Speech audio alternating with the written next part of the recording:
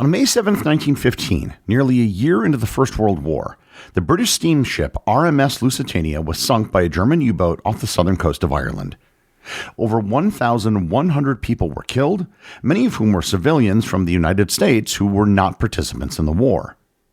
Although the loss of life in the attack was great, the sinking of the Lusitania stands out due to its indirect role in encouraging the United States to enter the conflict. Learn more about the sinking of the Lusitania and its impact on World War I on this episode of Everything Everywhere Daily.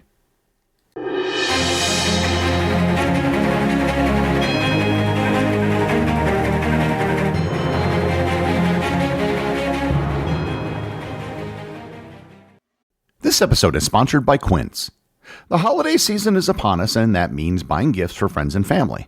So why not get something that's top tier but affordable? That's where Quince comes in. Quince has great items like $50 Mongolian cashmere sweaters that feel like an everyday luxury and wool coats that are equal parts stylish and durable. And you'll pay a fraction of what you would from other retailers, and their prices are literally listed on the Quince website.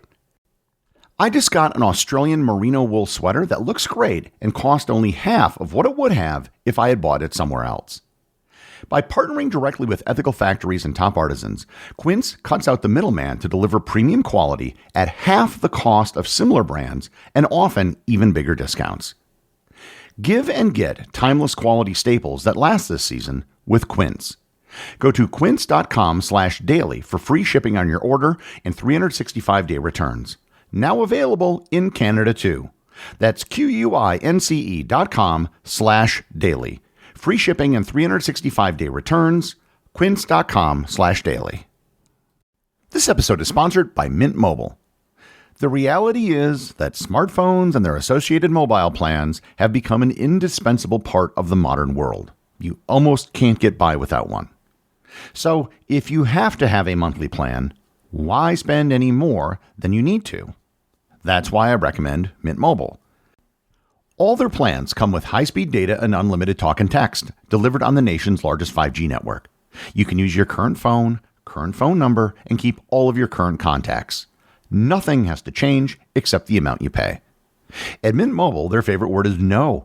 No contracts, no monthly bills, no overages, no hidden fees, and no BS. Ready to say yes to saying no? Make the switch at mintmobile.com/EED. That's mintmobile.com/EED. Upfront payment of $45 required, equivalent to $15 a month. Limited time new customer offer for first 3 months only. Speeds may slow above 35 gigabits on unlimited plan. Taxes and fees extra. See Mint Mobile for details.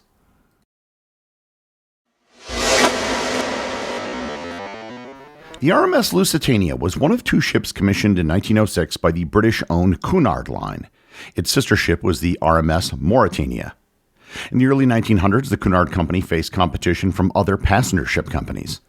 This competition mainly came from German shipping lines who were developing faster and larger ships that were more modern and luxurious. The German companies posed a threat because they were more established amongst European immigrants seeking to cross the Atlantic and settle in North America. This led a large portion of potential Cunard customers to choose their competitors. In order to compete, Cunard took out a £2.6 million loan to build 2 ships. The loan was issued with the condition that the ships be built to British Admiralty specifications, allowing them to be transitioned during wartime. These stipulations were that the ships needed to have pillars and supports so the Navy could place naval guns on the ship in the event of war.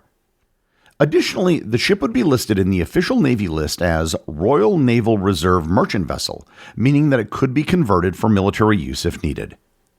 When the Lusitania was first completed, it was the largest ship in the world, measuring 787 feet or 240 meters in length and weighing 31,550 tons. It held this distinction for only about a year until the launch of the Mauretania. Though the Mauretania was slightly larger, the Lusitania was better known for its speed, having won the Blue Ribbon. The Blue Ribbon was an unofficial award for the fastest crossing of the Atlantic by a passenger liner. While the Mauretania later took this title, the 2 ships continued to jockey for the honor. The RMS Lusitania had several notable design flaws. One major flaw was its instability for a vessel of its size. If any one of the 3 coal bunkers ever flooded, the ship's center of gravity would shift, increasing the risk of capsizing. The Lusitania also had significant issues with lifeboat capacity. Before the Titanic disaster, it didn't carry enough lifeboats for every passenger. After the Titanic sank in 1912, additional lifeboats were added, but this created new problems. The added lifeboats couldn't all be placed on the sides due to the ship's design. As a result, collapsible lifeboats had to be used. However, there wasn't enough time or space to properly assemble and launch these lifeboats in the event of an emergency. The Lusitania's initial career was primarily as an ocean liner. During these initial voyages, a massive rogue wave actually broke over the ship's deck. And despite some damage, the ship was still able to make it to its destination. When World War I broke out, the Lusitania was declared by the government to become an armed merchant cruiser, as stipulated in its loan agreement. The decision not to arm the Lusitania was due to its enormous size. The ship required a large amount of coal to operate, which would be a massive drain on the Royal Navy's fuel reserves. That, and the fact that she was an easily identifiable target, made it more effective to let it just remain a passenger ship.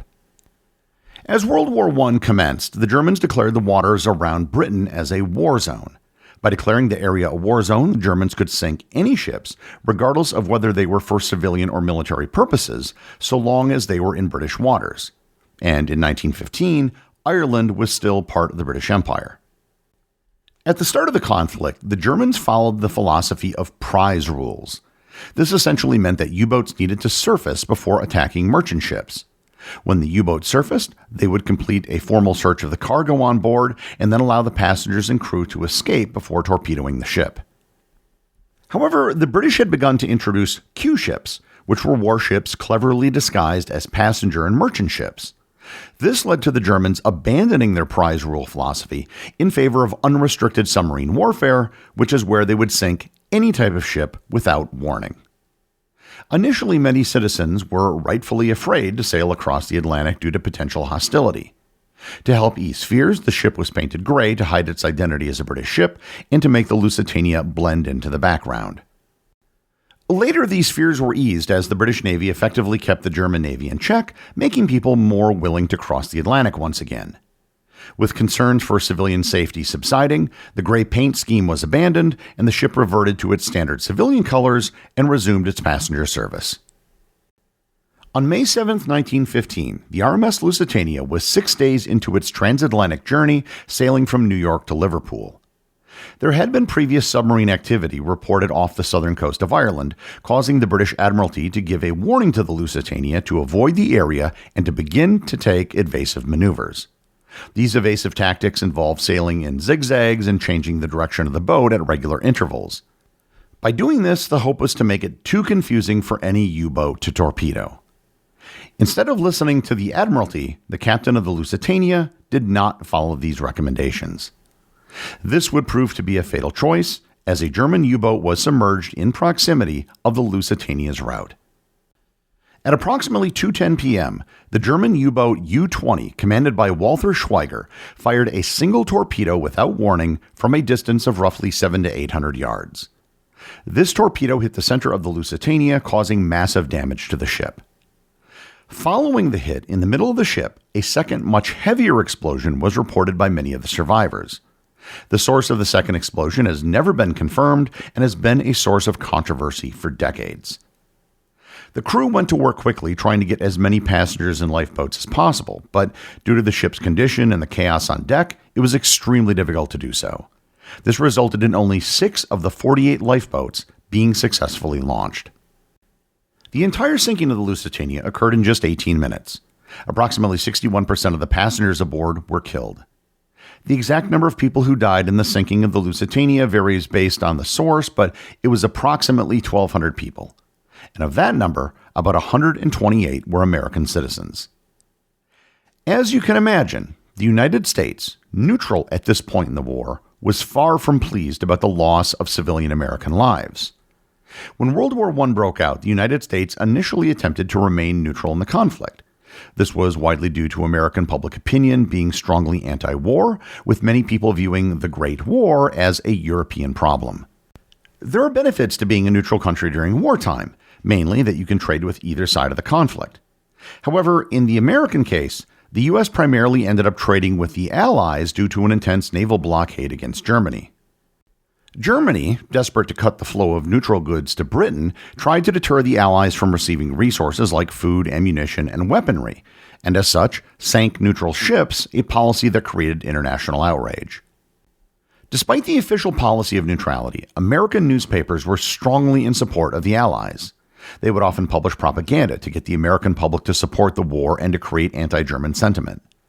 News from the front typically discussed the strength and courage of Allied fighters and the worst qualities of the Germans.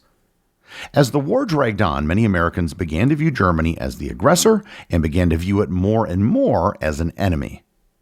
When the Lusitania sank, there was a great deal of international outrage, especially in the United States.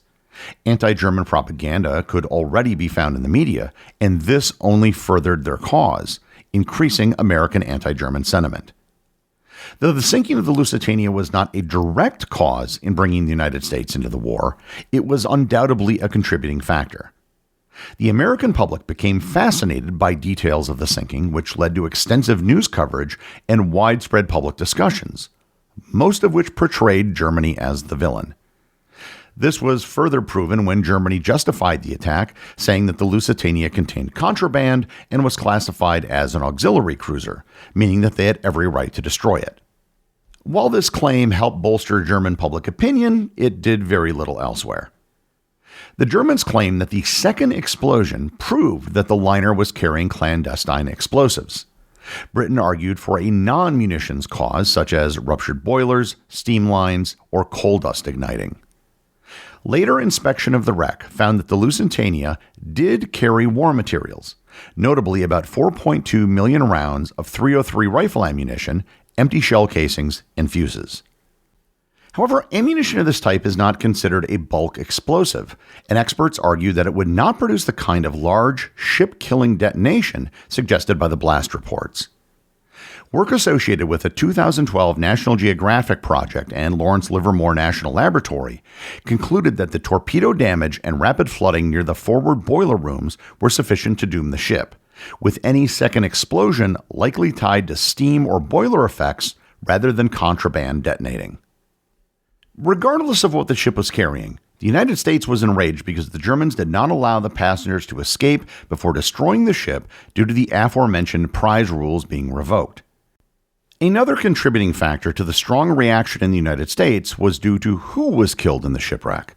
For example, one of the victims was Alfred Vanderbilt, a member of the famous Vanderbilt family. To ease tensions with the United States, Germany temporarily suspended its policy of unrestricted submarine warfare, fearing that the United States would now enter the war. However, this action did little to calm public opinion and instead just postponed American entry into the conflict. The more immediate impact of the sinking of the Lusitania was that the attack was more of a point of no return on the policy of neutrality.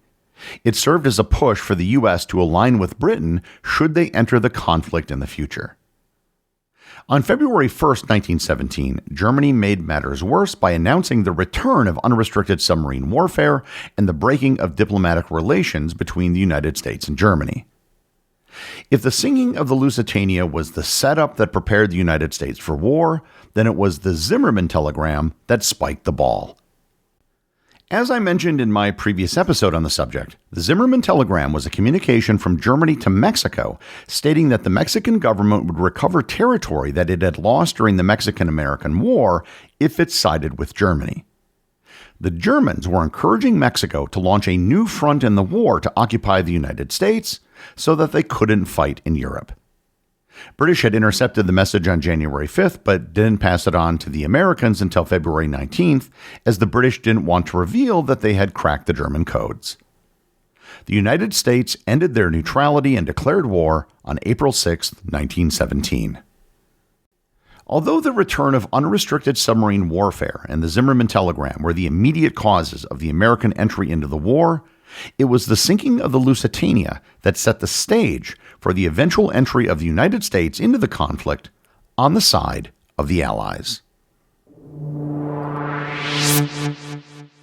The executive producer of Everything Everywhere Daily is Charles Daniel. The associate producers are Austin Oetken and Cameron Kieffer. My big thanks go to everyone who supports the show over on Patreon. Your support helps make this podcast possible. And I also want to remind everyone about the community groups on Facebook and Discord.